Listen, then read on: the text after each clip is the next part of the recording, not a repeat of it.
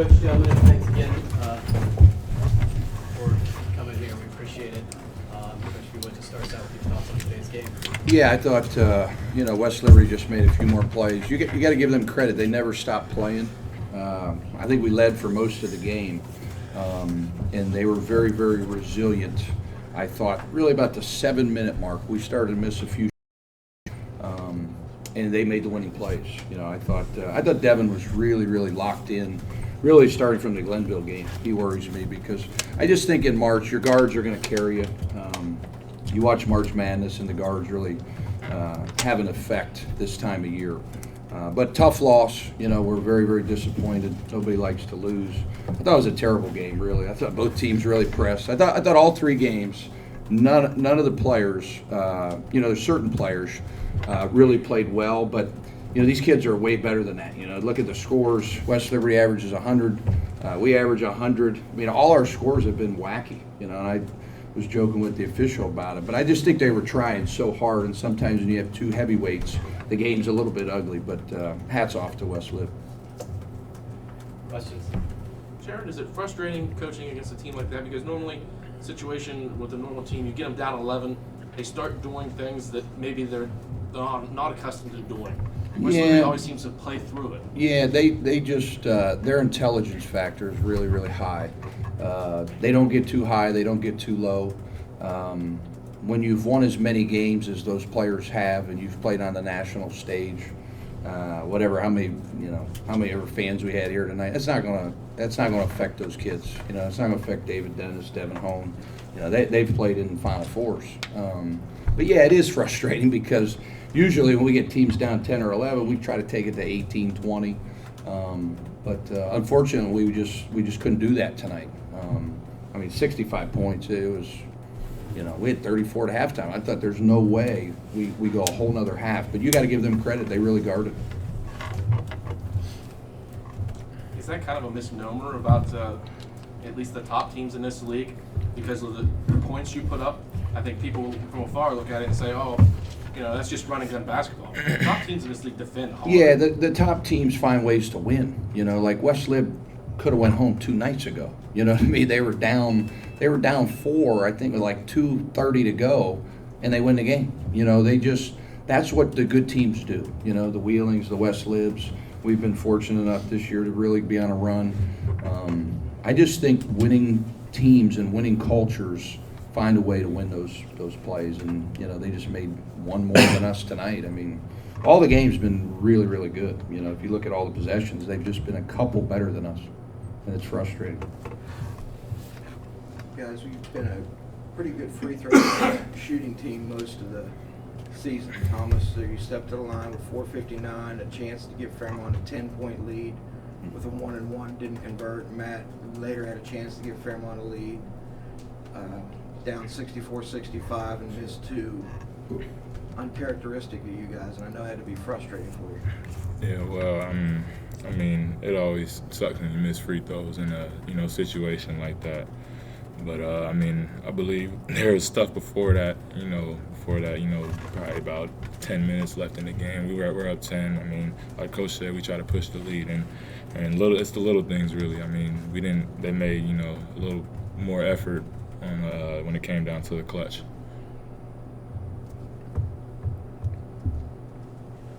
You get outscored 9-1 in the last 4:08, I think it was. It just seemed offensively we just couldn't get what you wanted, and maybe that's a credit. Obviously, it's a credit to them what they were doing defensively. It just didn't seem like you guys were getting the shots you wanted to get. Yeah, I think we got a little stagnant towards the end there when they were making their run, and we got to capitalize, especially when we get stops on defense, and we came down. We had a bad possession, bad shot, and I missed a layup. That stuff builds up, and then by the time you know it, the game's tied. Guys, just looking at these stats, West Lib was 3 of 14 from 3, 8 assists, 17 turnovers. They won by 2. We have 12 assists, 16 turnovers. We make 10 threes, and we lose the game. It was just an ugly, ugly stat sheet. Wow, I didn't realize They were 3-14, and they beat us. Thomas, obviously you have basketball still ahead of you here, and hopefully, I know you guys both will be at home. Anything you can take from this game forward into the national tournament? Honestly, just learn from it and move on. I mean, simple as that. I mean, not really much you can just learn from and move on. Jared, your comment on that, because there's been speculation because of upsets, in the region. Your body of work is impressive enough, isn't it? Well, it's going to be interesting, but if you study this region, it's what's wrong with Division II basketball. It's not done the right way. Division III, those teams go all over the country. There's no worry about expense. We have 5 teams, right? IUP finished 27-3. Kutztown, two losses. West Liberty, 3 losses. We're 29-2 now. It needs to change. They need to get the 8 best teams. We've got to combine regions. There has to be an overhaul in Division II basketball. Our region is the best. We have 5 teams ranked in the top 10. We're going to have 1 team lucky enough to go. We should have 2 or 3 teams out of this region. I mean, we've got 5 teams ranked in the top 10 in the country. I mean, it's unheard of. I'd like to see that. I hope the coaches get behind it, support it, combine regions, get different matchups. Let's have a little better NCAA tournament. But to answer your question, I don't know. I'm not on that committee. I think there's a regional committee that advises, and I'm sure they make their vote. But I think the national committee is going to look at a lot of different things. Our strength of schedule was the best. We played IUP. We won on their floor. We played Findlay. My philosophy is you have to play teams. I've never taken an approach since I've been the head coach here of let's play cupcakes. Why play 6 cupcakes for what? Our team's not going to be ready for this conference, number one, and our strength of schedule and those things aren't going to be very high. But, I hope it works out where we do host because I think we got the facility. I think the fans will be revved up. But, Shepherd's going to be left out, probably, maybe. Very good team. It's the whole thing is a little bit mind-boggling to me. It still is after 5 years, and I think the Division I thing's a little goofy too, but I think ours is very correctable, combine regions and get the best 8 teams in South Dakota.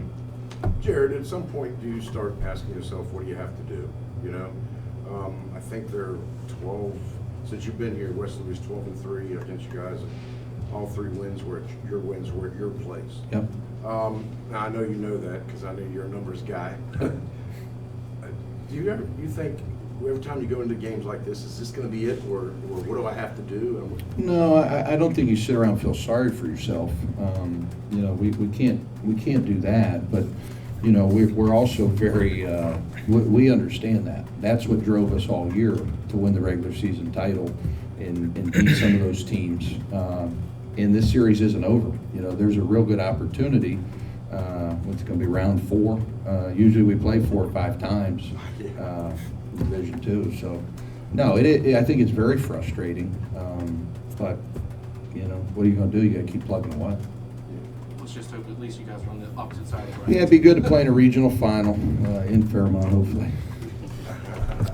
As you move forward, how important will this tape be preparing for As Thomas said, you can't sit around and feel sorry for yourself because the selection show's tonight at 10:30. This is what these kids have really worked hard all year for, going back to October. So you can't dwell on this. You can't overthink things. I think they'll play really angry because they've been pretty resilient all year. It's a fun group to coach. A lot of personalities, kids from all over the different parts of the country. And our togetherness has been the best that I've had since I've been the head coach. And it's because of my seniors, Jim and Matt and Thomas and Trev and even Caleb have meant so much to this program and really taught me a lot of things, The fact you guys played 4 times against each other in your first year. Yeah, I mean, never expected it's the way of Division II. Yeah. Anything else? Thanks, guys. Guys, really appreciate it.